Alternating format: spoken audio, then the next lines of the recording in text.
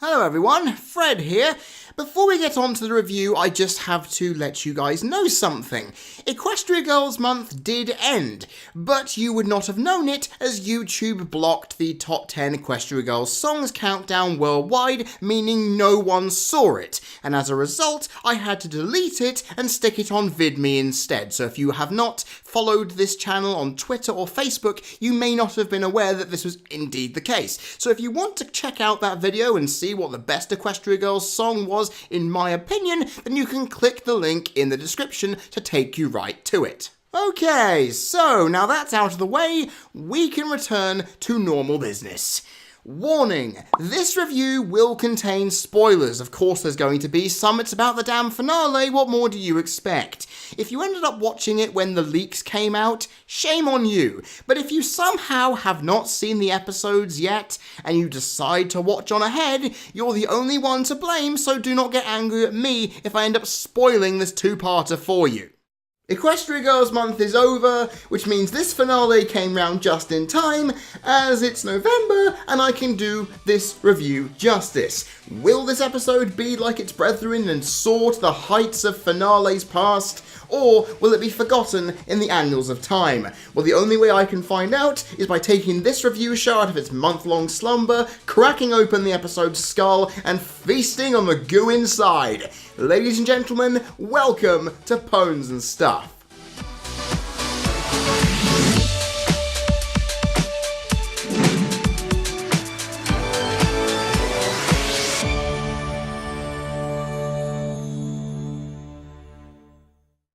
Season finales can either be executed as a character-driven affair or a feast for the eyes and ears with incredible visuals and musical numbers aplenty. The finales of seasons past have delivered both individually and collectively to become some of the most memorable and occasionally controversial in this show's 7-year history.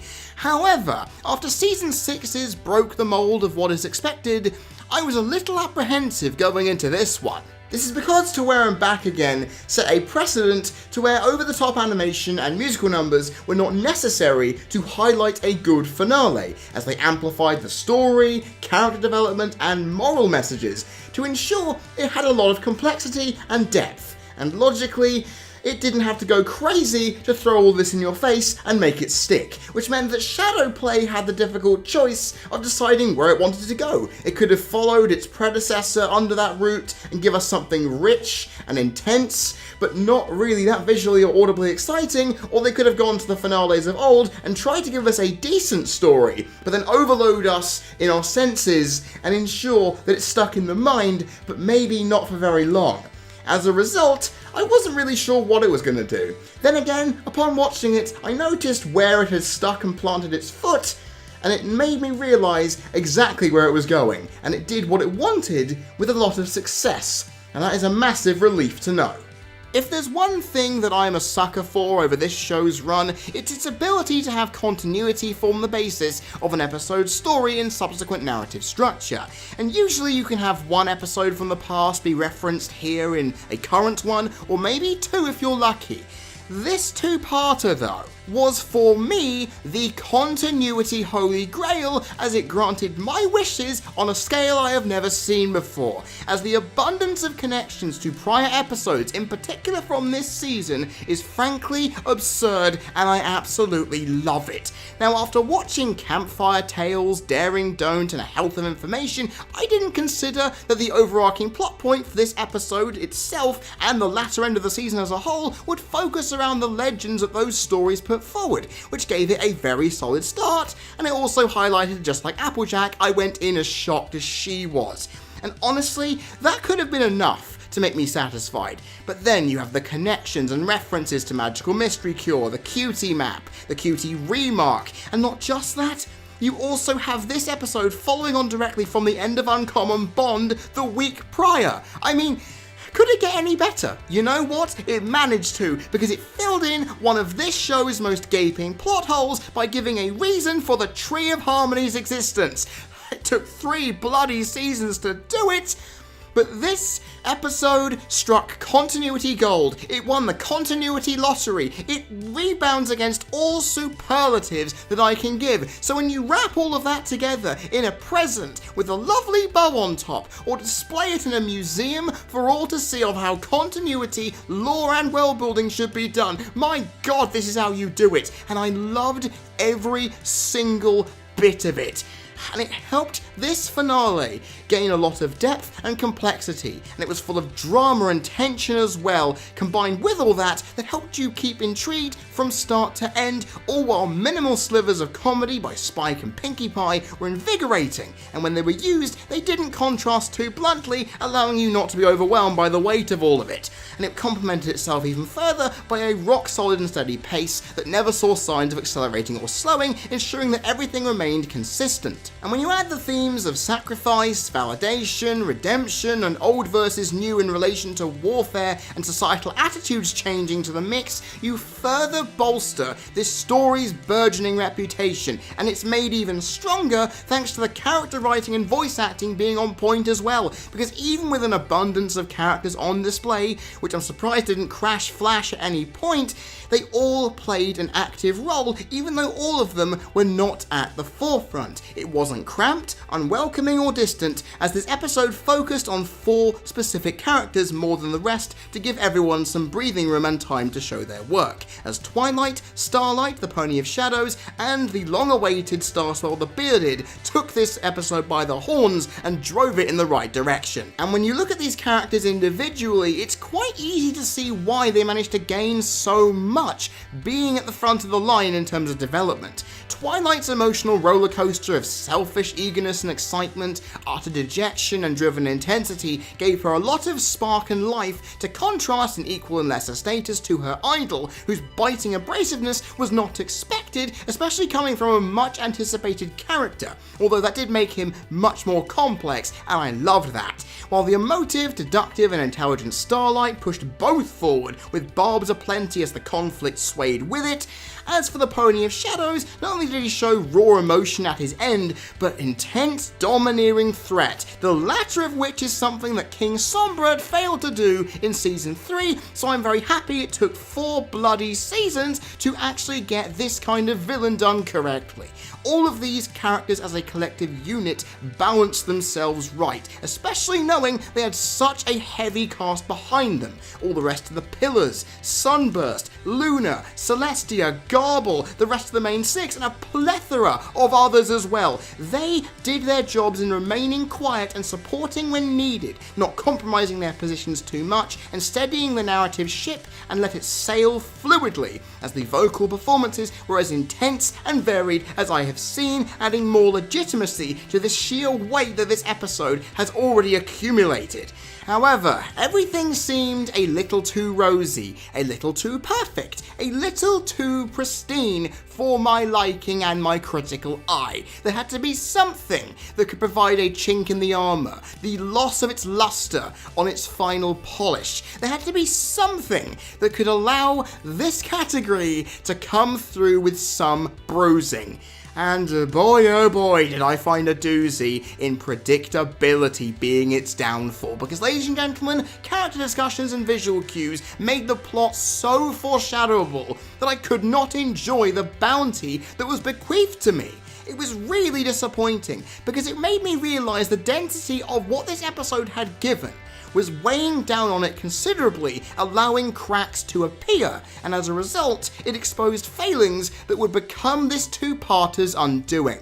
While structurally this episode seemed to have almost everything on lockdown, in precision place and working to its benefit, the apparent lack of stylistic substance that hung over to where and back again to its detriment, stopping it from becoming one of my all-time favourites, was deathly apparent here, and it hung over it with an overbearing presence. The fact is, animation and music did turn up, it's just that they weren't as impactful as one would expect, meaning it led to a solid yet disappointing performance from both categories. This is wholeheartedly true, but when both reared their heads, everything seemingly fell into place. The use of portals and spells, the magic of the map, the Pinky screen trick, the storybook designs for exposition purposes, the incredible variances in locations, and the odd transition, alongside Twilight's insane role as the facial expression machine for this episode, all provided great visuals. But while there was the occasional big moment in there, they were interwoven over the course of the episode's 44-minute runtime,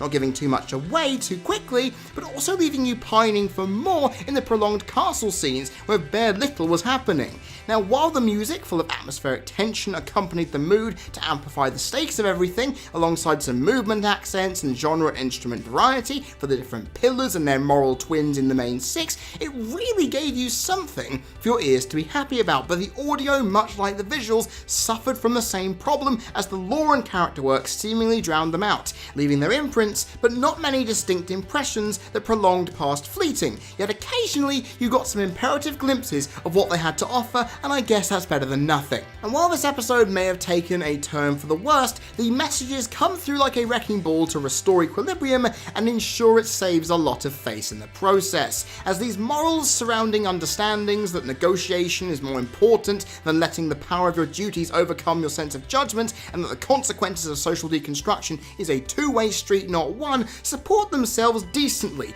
even though the latter is a little flimsy on execution, as it's simply complementing its partner in crime rather than standing alone independently of its own free will. Either way though, both of these progress the story and characters extremely well, ensuring everything from start to finish actually means something. However, neither of these two would have felt as strong as they were without the never meet your heroes moral that was thrust upon Twilight's flank by Starswell's initial disgust at her one-dimensional and selfish plan, as both of them, through interactions, helped soften and solidify their relationship, while it also validated Twilight's teachings as it exhibited through Starlight to ensure that even the most rocky of endings can really end up well, as everyone benefited. These morals made up for aesthetical shortcomings to give this episode much more of a recognisable sheen on its finished product, even if it does manage to dull somewhat if observation is given to it. This episode is one that actually leaves me quite conflicted, because it showed unbelievable quality in its story, narrative, thematic, moral and character fields, to where even with minor problems denting its surface, it stood dominantly and proudly as a key episode and a key moment in this show's history. Yet at the same time, due to a lack of attention given to its supporting visual and audio elements, it fell off its high perch and ended up clinging lower down on the same ladder that got it to the top as a result. It had the ingredients to make itself one for the ages, joining almost all of the finales and premieres in its brethren on an even keel. However, by not spreading a brush of sparkle, good vibrations and complexity in accordance to predictability, it was allowed to stumble and not look as pristine as most of what came before it. At the same time though, it didn't fall flat on its ass, as its sheer quality allowed it to get back up with a few scrapes, bruises and cuts and carry on regardless. It wasn't the almighty final blow to end this season off in spectacular fashion, however it was still a really great showing, one that leaves me anticipating what comes next, yet doesn't leave me with so much hype that it will overwhelm me and leave me disappointed when March or April next year comes round. The grounded and expansive nature of this finale has kept me at ease as it did its job and more, yet still showcased its vulnerability to proclaim that even the big episodes are fallible. And to know that is reassuring, as after Celestial Advice disappointed 7 months prior, this two-parter restored faith on a similar yet more roundly positive end of the scale. Overall, Shadowplay scored a total of 17 out of 25, which is a B-. In closing, I'm actually really happy to see where the finales have come since Season 1, because the best night ever, because of poor planning, lacking of foresight, and no attempts to make it entertaining in the slightest, ensured that it was an unmitigated failure, which meant that from there they had to make these finales as big, as bombastic as humanly possible to ensure that we were wowed and stuck around for subsequent seasons. And they did that with lots of animation, musical numbers, craziness happening in the story to ensure that we did remember it and be excited for the next one. The thing is though, since then, I think they've realised we don't need a lot of visual and audio pizzazz to overwhelm the story to ensure that we can stick around, because we've invested a lot of time in these characters and this universe, and they believe that we can tackle a supreme burden of something more. They did this with the QT remark, and since then we've had something work out pretty well as far as they're concerned. The fact is, this finale may not have been perfect, it may not have been up to the standards we expect from a finale, but it reassures me, inevitably, that they don't have to be A-ranked home runs each time. Meaning I can expect something bountiful and very nice, but it's not going to be weighed down by the pressure that others put before it. And at the end of the day, when it goes from season to season, I can sit back, relax, and enjoy the build-up to the next one, and that is good enough for me. However, if you thought this was the last edition of this review show for 2017, you would be sadly mistaken, because I missed reviewing 9 episodes throughout the season due to outside commitments, and I've got some unfinished business to take care of. So stay tuned for Pones and Stuff, the missed episodes coming on later this month, as well as a reflection on Season 7 as a whole, where all of its positives and negatives will be outlined in great detail. And we'll see whether this one does stand up as one of the best or worst that the show has offered thus far. I've been Freddie Thomas, you've been people watching, this has been an episode of Pones and Stuff for the CC Network, and I will see you all next time.